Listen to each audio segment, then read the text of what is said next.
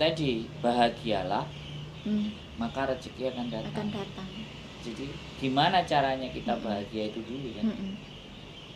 Padahal rezeki itu nggak usah dicari, bener nggak? Hmm.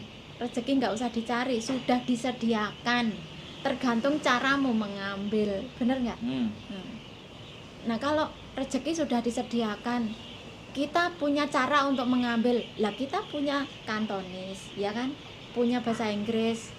Mengambilnya yo jadi TKW. Ya, itu kurang lebih gitulah Analoginya. caranya mengambil begitu.